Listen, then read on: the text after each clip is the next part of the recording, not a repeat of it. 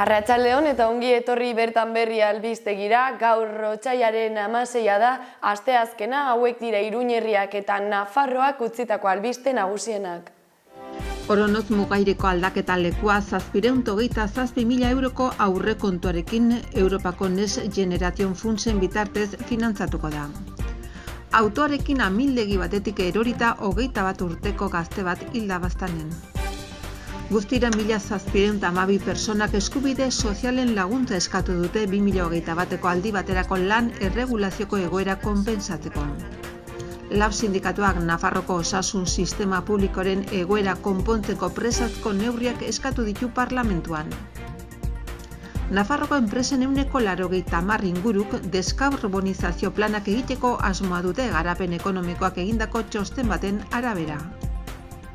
Gaur hasiko dira Mendillorri auzoan energia komunitate bat zer den eta nola funtzionatzen duen aztertzeko prestakuntza saioak. Gazteriaren etxea eta udal kiroldegiak txartelekin ordaintzea onartzen hasi dira eta egoitza elektronikoak zor exekutibok ordaintzeko aukera emanen du.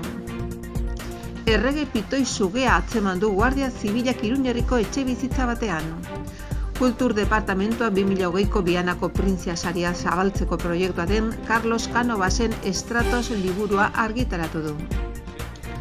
Ollo kontseilariak Bigarren Mundu Gerrako bi azpiegitura defensibori buruzko erakusketa bisitatu du Baionan.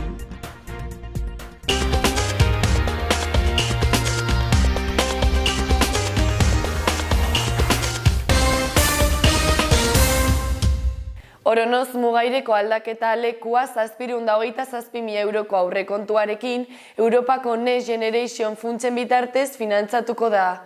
Lurraldeko esorako kontseilariak Baztango eta Oronozeko alkate juratuari obrak berriki esleituko direla helarazi die.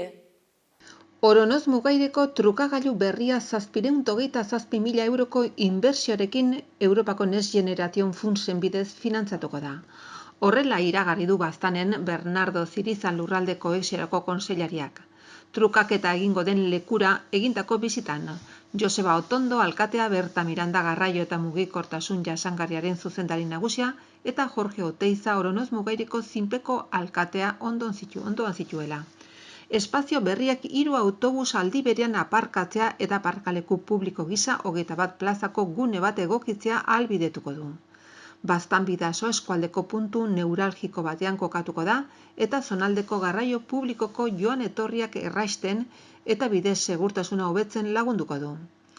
Zehazki 8.303 errepidean kokatuko da, Martin Urrutia etorbidean gaur egun 2 zabalgune dauden lursail batean, aparkaleku gisa eta autobus baterako plaza batekin. Ondoren lanposturako ibilgailua partekatzen duten gidarien elkargunea da eta horrek etengabeko trafiko mugimendua eragiten du.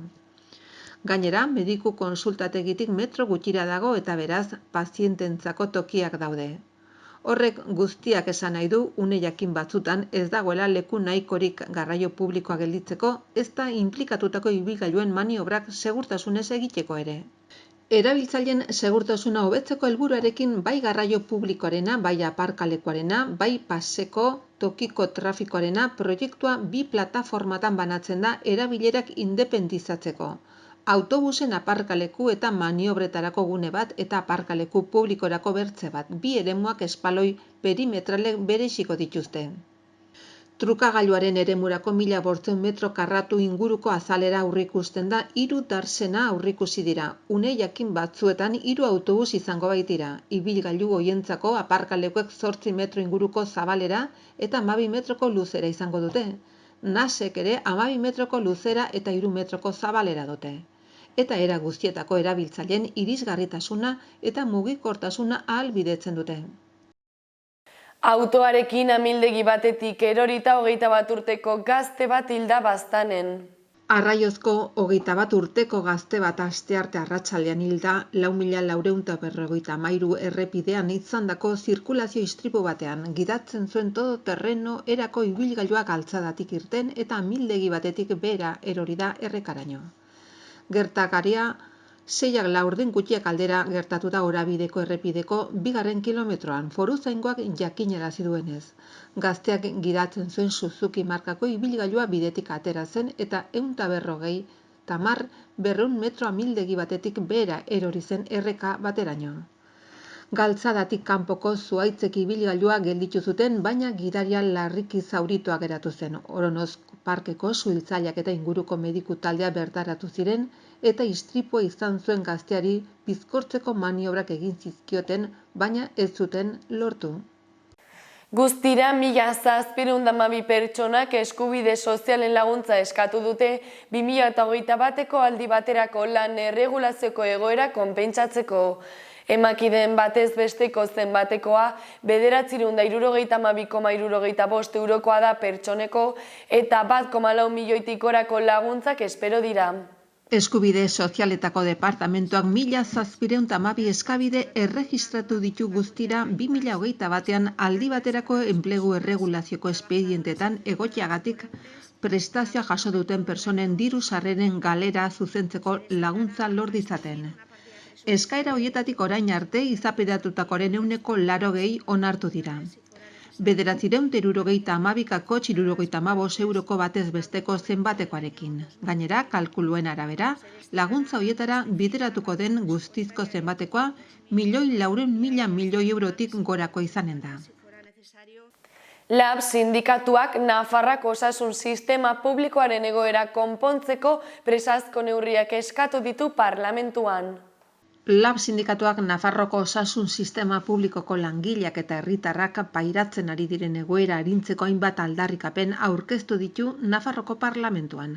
Eta osasun departamentuari exigitu dio premiazko eta sakoneko neurriak har ditzala hain ondatua dagoen osasun sistema publikoak berreskura dezan garai bateko kalitatea.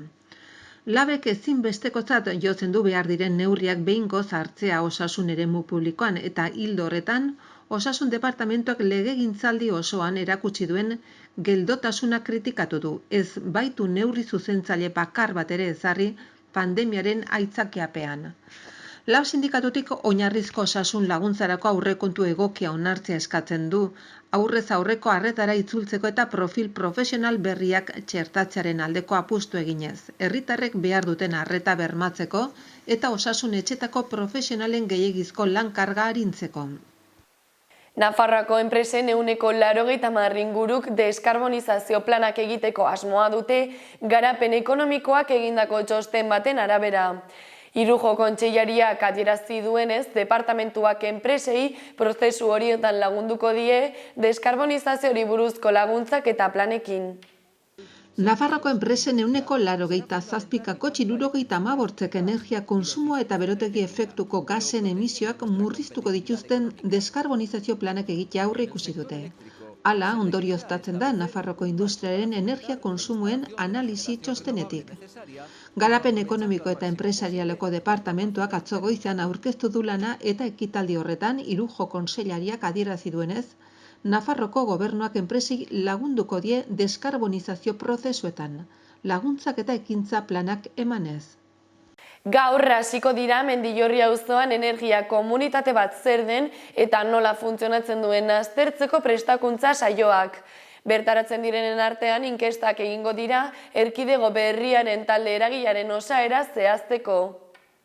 Datozen egunetan Udal Energia Agentziak Mendillorriko bizilagunei eta auzoko hainbat eragile eta erakunderi irekitako prestakuntza saioen ziklo bat programatu du. Auzo honetan proiektatzen ari diren energia komunitatekin lotutako edukietan sakontzeko.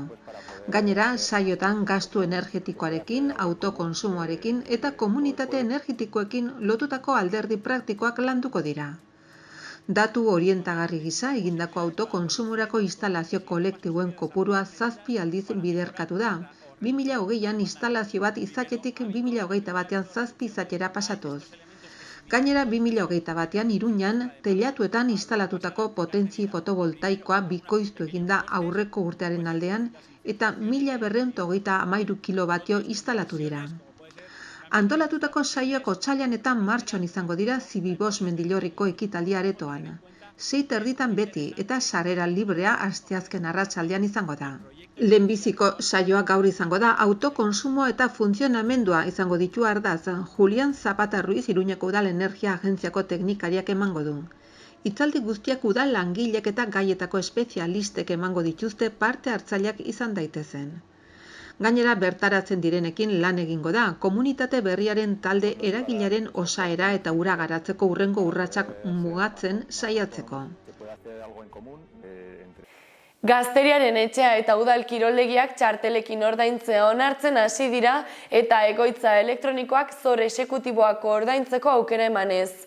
Ordainketa bide horiek ez dituzte ezabatzen lehendik zeudenak, baina beste urrats bat dira udal kudeak eta digitalizatzeko.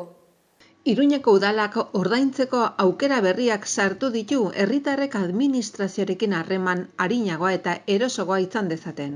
Alde batetik, gazteriaren etxeko ikastaroak eta jarduerak txartelarekin ordaintzeko aukera ezarri da. Baita 8 udal kiroldegietan eta Mendillorriko trinketean sartzeko aukera ere. Gainera webikoitza pamplona.es webguneak duen egoitza elektronikoaren gunearen bidez online izapide bat gaitu da epe exekutiboko zorrak ordaintzeko ordainketa gutun bidez.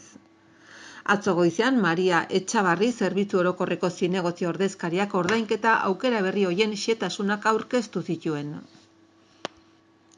Bertan adierazi zuen ordainketa horiek guztiak egokitzea udal kudeaketa digitalizatzeko beste urrats bat dela nabarmenduz.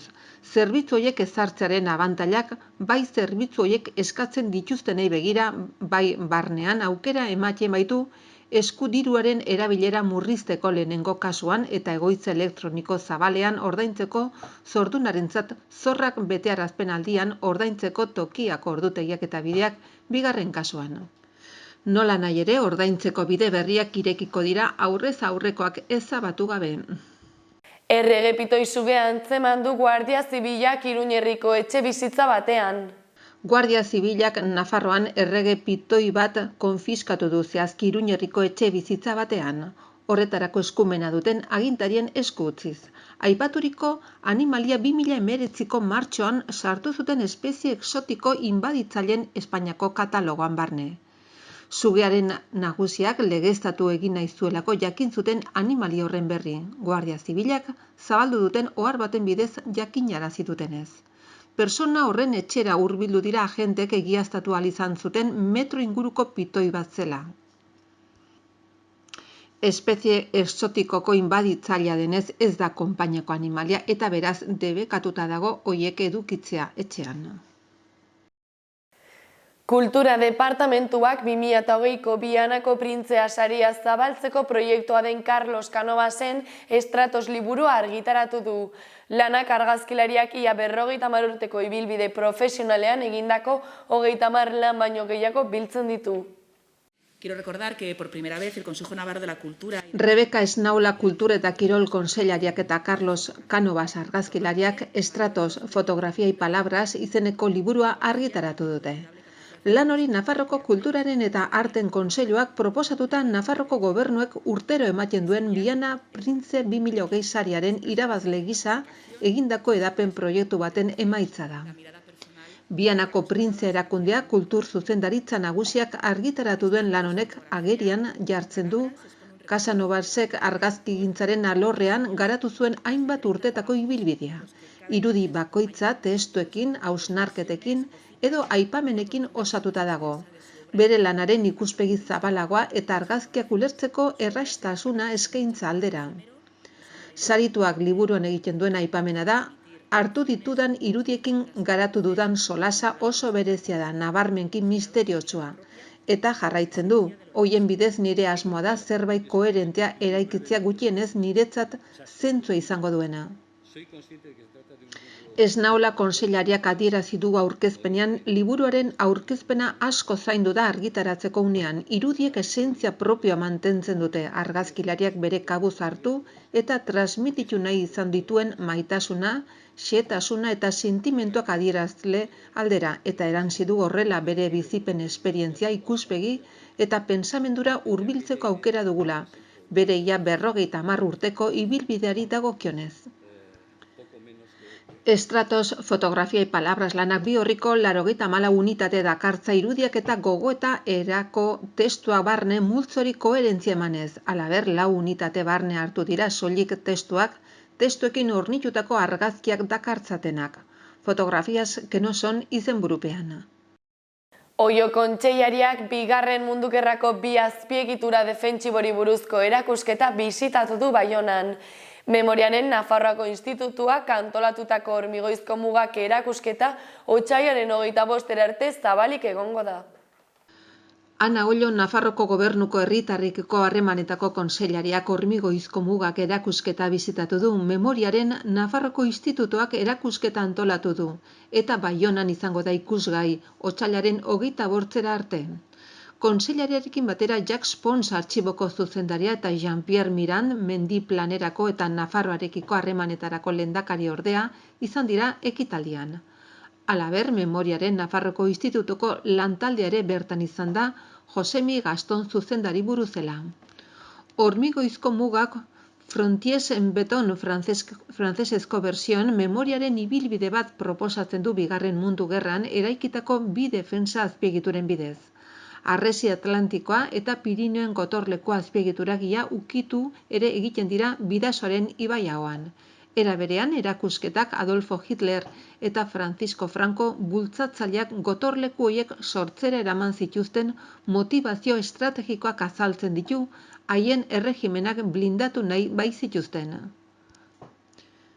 Egun Bizkaiko golkoa hondartzetan erdi lurperatuta edo mugatik gertu landarediaz estalita dauden bunker eta egitura horiek bisitatuz protagonistei omenaldi egin zaie. Hala nola, 100.000 langilei gehienak nazismoaren eta frankismoaren errepresaliatu politikoak ziren lan behartuen mende zeudenak.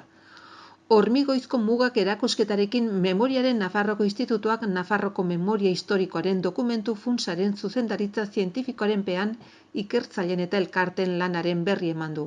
Errealitate horren zabalkundea bultzatuz eta paraje horiek iraganeko eta oraingo giza eskubideen urraketa prozesoi buruzko hausnarketa kritikorako guneak bihurtuz. Hauek izan dira gaurko albiste nagusienak, eskerrik asko egoteagatik eta bihar arte.